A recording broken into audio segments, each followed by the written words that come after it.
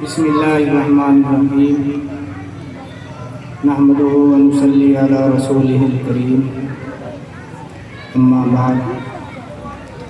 سارے جہاں سے اچھا ہندوستان ہمارا، ہم بلبلیں ہیں اس لیے گلستاں ہمارا۔ پیارے بچوں اور بچیوں اور اس خوبصورت پروگرام میں آئے ہوئے مہمانوں اور اس مدرسے کے اساتذہ، آپ سب کو اور تمام دیش واسیوں کو میری طرف سے اس آزادی کی مبارکباد۔ پیارے بچوں اور دوستوں، آزادی صرف ایک لفظ نہیں، یہ بولنے میں بہت چھوٹا سا لفظ ہے۔ آزادی ایک احساس ہے، انسان اس احساس کو، اس نعمت کو ان حالات میں محسوس کر سکتا ہے اگر آزادی کے لیے اس نے قربانی دی ہو، چاہے وہ قربانی کسی بھی شکل میں دی ہو، جان کی قربانی ہو، مال کی قربانی ہو، وقت کی قربانی ہو۔ جن لوگوں نے آزادی کے لیے قربانی دی ہے وہ آزادی کی قیمت کو سمجھتے ہیں۔ پیارے بچوں، آج ہمارے سروں پر ٹوپیاں ہیں، بچیوں کے سروں پر دوپٹے ہیں، ہمارے جسموں پر پورے کپڑے ہیں۔ ہم اپنے اس خوبصورت ملک میں آزادی کے ساتھ سانس لے رہے ہیں۔ ہم ایک دوسرے کے پاس مل بیٹھ کر کھاتے ہیں، پیتے ہیں، اپنے بیاہ شادیوں میں، دکھ درد میں ایک دوسرے کے ساتھ شریک ہوتے ہیں۔ برادران وطن مسلمانوں کے ساتھ اور مسلمان برادران وطن کے ساتھ ان کے دکھ اور سکھ میں شریک ہیں۔ ان تمام نعمتوں کے پیچھے ایک بہت بڑی قربانی ہے۔ ہمارے بڑوں نے، جس میں ہمارے برادران وطن بھی تھے، مسلمان بھی تھے، عام آدمی بھی تھے، علماء بھی تھے، اکابرین بھی تھے، انہوں نے اپنی جان کی، مال کی قربانیاں دی ہیں، سالوں سال جیلوں کے اندر کاٹے ہیں، اپنے پریوار کو، اپنے بچوں کو چھوڑا ہے، اپنے کاروبار کو، اپنے گھروں کو چھوڑا ہے، اپنے مال کو نچھاور کیا ہے۔ پیارے بچوں اور مہمانوں، اس آزادی کی نعمت کے لیے ہم نے اور ہمارے بڑوں نے بے انتہا قربانیاں دی ہیں، لیکن اب سوچنے والی بات یہ ہے کہ کیا ہم آزاد ہیں؟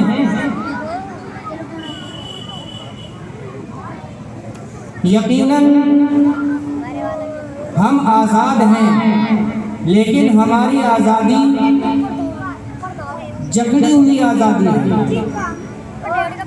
اس کی وجہ ہے ہمارے پاس تعلیم کا نہ ہونا۔ دنیا کے اندر سب سے طاقتور، سب سے قیمتی ہتھیار اپنے حقوق کو حاصل کرنے کے لیے، اپنے جذبات کا کھل کر اظہار کرنے کے لیے، کھل کر سانس لینے کے لیے، برابری کا حصہ پانے کے لیے بہت ضروری ہے تعلیم کا ہونا۔ ہمارے اس آزاد ملک میں، ہمارے اس آزاد ملک کے سنویدھان میں ہر انسان کو برابر کا حق دیا گیا ہے، چاہے وہ پرائم منسٹر ہو، پردھان منتری ہو، چاہے چپڑاسی ہو، چاہے کلکٹر ہو، چاہے مزدور ہو، چاہے امیر ہو، چاہے غریب ہو، ہر انسان کو جو اللہ کی اس زمین پر، اس پاک ملک کے اندر، اس خوبصورت ملک کے اندر، اس زمین پر جو پیدا ہوتا ہے، جو رہتا ہے، اس کو برابر کا حق ہے، چاہے وہ عورت ہو، چاہے وہ مرد ہو، چاہے چھوٹا ہو، چاہے بڑا ہو، سب کو برابر کا حق ہے۔ اس ملک کے ہر ذرے ذرے پر، اس ملک کے ہر پتے پتے پر، اس ملک کی پانی کی ایک ایک گھونٹ پر، اس ملک میں چلنے والے ہوا کے ایک ایک جھونکے پر ہر انسان کا برابر کا حق ہے۔ لیکن میرے پیارو، ہمیں اپنی قیمت اور اپنے حقوق کا احساس نہیں ہے۔ اس کی وجہ صرف یہ ہے کہ ہم آج YouTube, social media, T V channel اور دوسری خرافات کے دائرے کے اندر پھنسے ہوئے ہیں۔ ہمیں اپنی آزادی کی اصل قیمت، اپنے حقوق کی اصل قیمت، اپنی اہمیت، اپنے ملک کی اہمیت سوشل میڈیا سے، یوٹیوب سے، ٹی وی چینلوں سے نہیں پتہ لگے گی۔ ہمیں تاریخ پڑھنا پڑے گی، اور میں سمجھتا ہوں کہ ضروری ہے ہمارے جو مدارس ہیں، اسکول ہیں، کالج ہیں، یونیورسٹیاں ہیں، وہاں پر بھی اس چیز کو اولین درجہ دیا جائے کہ بچوں کو کم از کم کچھ منٹوں کے لیے، کچھ وقت کے لیے تاریخ پڑھائی جائے، تاکہ بچوں کو یہ پتہ لگے کہ ہمارا یہ ملک غلامی کی کس دلدل میں پھنسا ہوا تھا۔ یہاں پر کوئی بھی کمزور انسان کھل کر سانس نہیں لے سکتا تھا، اپنی مرضی سے کھانا نہیں کھا سکتا تھا، یہاں تک کہ ہماری عورتیں جسم کے اوپر پورے کپڑے نہیں پہن سکتی تھی۔ ہمارے بزرگوں کے اوپر، ہماری عورتوں کے اوپر کوڑے برسائے جاتے تھے۔ جب ہمیں تاریخ کا پتہ لگے گا، ہم تاریخ پڑھیں گے، تاریخ کے پنوں کو پلٹیں گے، تب ہمیں احساس ہوگا کہ آزادی کس چیز کا نام ہے۔ آپ جنگ آزادی کو پڑھیے، اس سے پہلے کے دنوں کو پڑھیے، غلامی کے دنوں کو پڑھیے، تب آپ کو پتہ لگے گا کہ آپ کے بڑوں نے، ہمارے بڑوں نے ہمیں اس ہوا میں آزاد سانس لینے کے لیے کیا کیا قربان کیا ہے۔ پیارے بچوں، آپ لوگ اس ملک کی تقدیر ہو، آپ لوگ اس ملک کی بنیاد ہو، آپ لوگ اپنے آپ کو کمزور نہ سمجھیں۔ آپ ایک خوبصورت مستقبل کی، ایک روشن بھوشیہ کی تعمیر کے پہلے پتھر ہو۔ پیارے بچوں، آپ لوگ اگر محنت سے پڑھیں گے، تاریخ کو پڑھیں گے، قابل بنیں گے، اپنے اندر قابلیت لکھیں گے، تو آپ اتہاس پڑھنے والوں کے ساتھ ساتھ اتہاس لکھنے والے بنو گے۔ آپ دیکھیے، آپ ہی کی طرح، آپ ہی جیسے بچوں میں سے ڈاکٹر بھیم راؤ امبیڈکر صاحب کیسے لال ایک دم ہیرا اس سوسائٹی سے نکل کر کے کھڑے ہوئے۔ انہوں نے محنت سے پڑھا، بہت تکلیفوں کے ساتھ پڑھا، اور نتیجہ آپ کے سامنے ہے کہ وہ سمویدھان کے لکھنے والوں میں، اور ہمیں آزادی کے ساتھ سانس لینے کے لیے جو سمویدھان ہمیں دیا گیا ہے، اس کو بنیادی طور پر بنانے، سنوارنے والوں میں شامل ہے۔ آپ راشٹرپتا مہاتما گاندھی جی کے بارے میں سوچئے، صرف ایک لنگی کے اندر، کمر کے اوپر چادر نہیں، آزادی کی لڑائی لڑی۔